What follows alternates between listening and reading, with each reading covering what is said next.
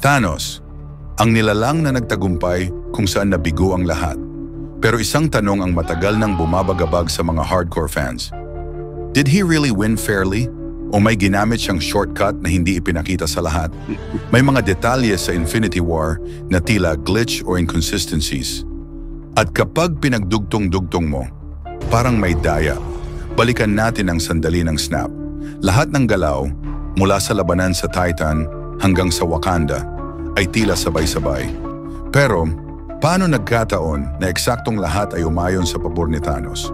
Bakit hindi na-detect ng Time Stone ang kanyang moves? At bakit tila na-skip ang ilang logic ng Space at Reality Stones?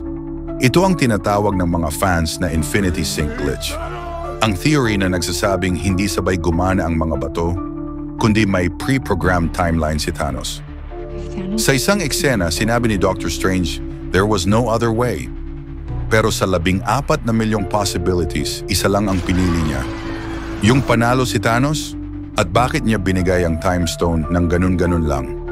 Ayon sa isang teorya, may moment kung saan si Strange ay na-overwrite ng Reality Stone. At mula noon, ang mga kilos niya ay hindi na sa kanya. May isa pang madilim na teorya, ang buong laban sa Titan ay hindi totoo. Ayon sa Reality Layer Glitch Theory, mula pa lang sa nowhere, gamit na ni Thanos ang Reality Stone para ilikha ang ilusyon ng buong pagkapanalo. Isipin mo, what if the snap never happened the way we saw it? Balikan ang eksena ni Gamora sa Soul World. Bata siya ulit at tinanong niya, what did it cost? Pero hindi natin nakitang may nawala kay Thanos. Bakit? Kung gusto mong malaman ang totoong halaga ng snap at kung may nawala rin talaga kay Thanos, like mo to, mag-subscribe at i-comment ang Glitched Reality.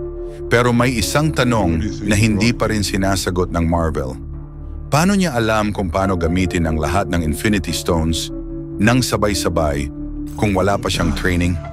May nagturo ba sa kanya? O may mas matagal na gumagamit ng Infinity Gauntlet bago pa siya?